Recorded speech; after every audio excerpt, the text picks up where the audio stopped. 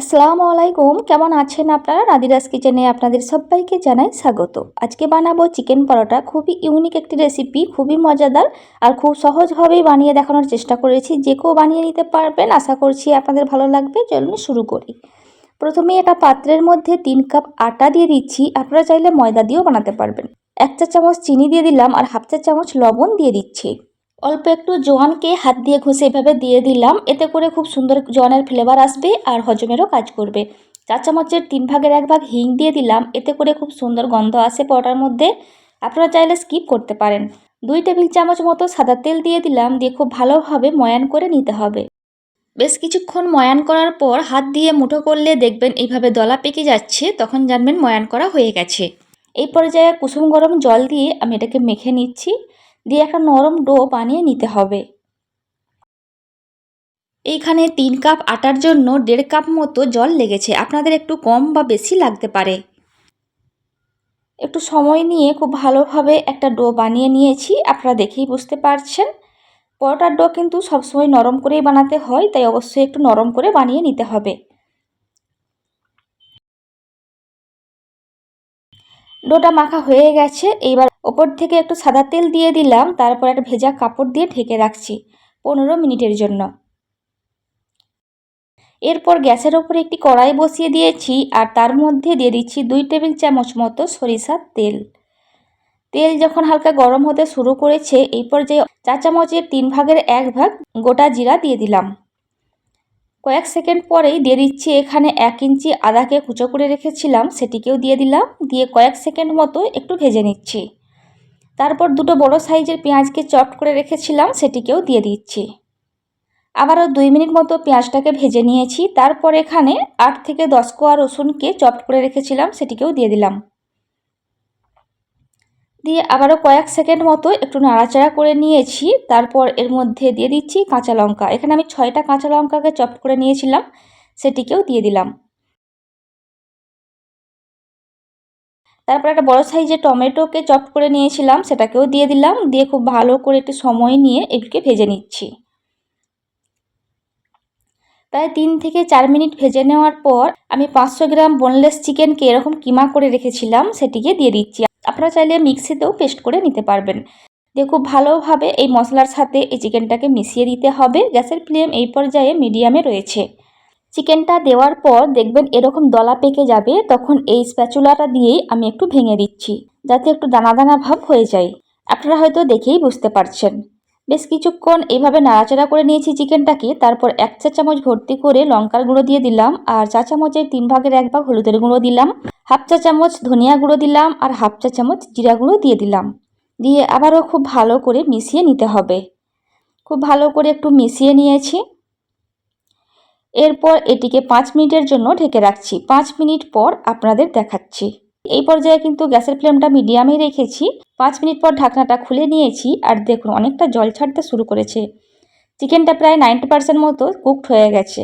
এই পর্যায়ে হাফ চা চামচ কাশ্মীরি লঙ্কার গুঁড়ো দিয়ে দিলাম। আপনারা চাইলে প্রথমেই দিতে পারেন। আবারও প্রায় 2 থেকে 3 মিনিট মতো চিকেনটাকে আমি একটু কষিয়ে নিয়েছি। দেখুন চিকেনটা 100% মতো সেদ্ধ হয়ে গেছে। এই পর্যায়ে কিছুটা ধনিয়া পাতা কুচি দিয়ে দিলাম। দিয়ে আবারও 1 মিনিট মতো মিশিয়ে নিয়েছি। দেখুন চিকেনটা প্রায় ভাজা হয়েই গেছে আর সম্পূর্ণভাবে চিকেনের জলটা কিন্তু শুকিয়ে গেছে। এই পর্যায়ে অল্প একটু গরম মশলা দিয়ে দিলাম। দিয়ে আবারও 1 থেকে 2 মিনিট নাড়াচাড়া করে নিলাম। তারপর এটিকে নামিয়ে নিচ্ছি। চিকেনটা রান্না হওয়ার পর কোনোভাবেই কড়াইয়ের মধ্যেই রাখা যাবে না, তাহলে চিকেনটা শক্ত হয়ে যাবে। যে কোনো একটা পাত্রের মধ্যে ঢেলে নেবেন। চিকেনটা ঠান্ডা হতে থাক। এদিকে ডোটাও 15 মিনিট হয়ে গেছে। ডোটিকে নিয়ে চলে এসেছি। এবার হাত দিয়ে 1 মিনিট মতো একটু মেখে নিচ্ছি। দেখুন অনেকটা সফট হয়ে গেছে। এরপর একটা বোর্ড নিয়ে নিয়েছি আর এই বোর্ডের মধ্যে এই ডোটিকে নিয়ে নিচ্ছি। তারপর একটা লম্বা রোল করে নিচ্ছি। এরপর 2টি ভাগে ভাগ করে দিচ্ছি। এরপর একটা ভাগ নিয়ে সেটিকেও আবারও লম্বা রোল করে নিচ্ছি। দিয়ে এটিকে 3টি ভাগে ভাগ করে দেবো। 3 কাপ আটা থেকে আমার 6টা মতো পরোটা বেরোবে। এরকমভাবে আমি কেটে নিয়েছি। আপনারা হয়তো সাইজটা দেখেই বুঝতে পারছেন। এরপর হাত দিয়ে এভাবে একটু বলের মতো শেপ দিয়ে দিচ্ছি, দিয়ে একটু চ্যাপ্টা করে দিচ্ছি। এইভাবে প্রত্যেকটাকে বানিয়ে নিচ্ছি, তারপর আপনাদের দেখাচ্ছে। সবগুলি বানানো হয়ে গেছে। আবারও 10 মিনিটের জন্য এই ভেজা কাপড়টা দিয়ে ঢেকে রাখছি। 10 মিনিট পর দেখাচ্ছে। 10 মিনিট পর একটা লেচি নিয়ে নিয়েছি, ওপর থেকে একটু আটা ছিটিয়ে দিলাম, দিয়ে এটিকে একটা রুটি বেলে নিতে হবে। মিডিয়াম সাইজ করে রুটিটা বেলতে হবে, আর মাঝখান থেকে একটু মোটা আর সাইড থেকে একটু পাতলা করে বেলে নিচ্ছি। আপনারা হয়তো দেখে কিছুটা বুঝতে পারছেন। দেখুন মিডিয়াম সাইজের রুটি বেলা হয়ে গেছে। এবার যে মাংসের পুরটা রেডি করে রেখেছিলাম সেই পুরটা দিয়ে দিচ্ছি। এখানে আমি একটা বড় চামচ ব্যবহার করেছি, আপনারা টেবিল চামচ ব্যবহার করলে 2 থেকে আড়াই টেবিল চামচ মতো দিলেই হবে। দিয়ে সাইড থেকে এভাবে একটু জল লাগিয়ে দিচ্ছি, এতে করে জয়েন্ট মুখটা খুব সহজেই জোড়া লেগে যাবে আর খুলে আসার ভয় থাকবে না। তারপর দেখুন কিভাবে আমি এটিকে ফোল্ড করে নিচ্ছি, আপনারা হয়তো দেখেই বুঝতে পারছেন। খুব ভালো করে মুখটাকে সিল করতে হবে, তারপরে এটিকে হালকা করে হাত দিয়ে চেপে দিচ্ছি। হাত দিয়ে একটু চেপে নেওয়ার পর এটিকে বেলে নিতে হবে। খুব বেশি চাপ দিয়ে বেললে কিন্তু হবে না, হালকা হাতে এটি বেলে নিতে হবে। খুবই হালকা হাতে বেলে নেওয়া হয়ে গেছে। আর দেখুন একটুও কিন্তু চিকেনের পুর বেরিয়ে যায়নি। আর আমি খুব বেশি বড় করছি না, মিডিয়াম সাইজ করে বানাচ্ছি। একটা পরোটা আমার বানানো হয়ে গেছে, আর একটা বানিয়ে আপনাদের দেখিয়ে দিচ্ছি। আমার রেসিপি যদি আপনাদের ভালো লেগে থাকে, আপনারা ইউটিউব থেকে দেখে থাকলে আমার চ্যানেলটি সাবস্ক্রাইব করতে পারেন, আর ফেসবুক থেকে দেখে থাকলে আমার পেজটিকে ফলো করতে পারেন। সম্ভব হলে আত্মীয় পরিজনদের মধ্যে আমার রেসিপিগুলি শেয়ার করতে পারেন। সেম রেসিপি ফলো করে বাড়িতে অবশ্যই একবার হলেও বানাবেন, তারপর আমাকে কমেন্ট করে জানাবেন রেসিপিটা আপনাদের কেমন লেগেছে। মেহমানদের সামনে দিলে কিন্তু তারা প্রশংসায় পঞ্চমুখ হয়ে যাবে। এতটাই মজাদার হয় রেসিপিটা, একবার না বানালে বুঝতে পারবেন না। আবারও একটা বানানো হয়ে গেছে, এবার এগুলিকে ভেজে নিতে হবে।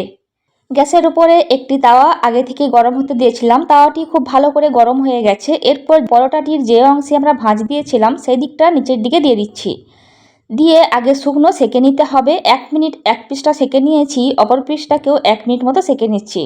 গ্যাসের ফ্লেম এই পর্যায়ে মিডিয়াম টু হাইয়ের মাঝামাঝিতে রয়েছে। তারপর অল্প একটু করে সাদা তেল দিয়ে দিচ্ছি, অবশ্যই শ্যালো ফ্রাই করে নিতে হবে। আপনারা চাইলে ঘিটাও দিতে পারেন, তবে আমার কাছে ঘি ছিল না, তাই আমি সাদা তেল দিয়েই ভেজে নিচ্ছি।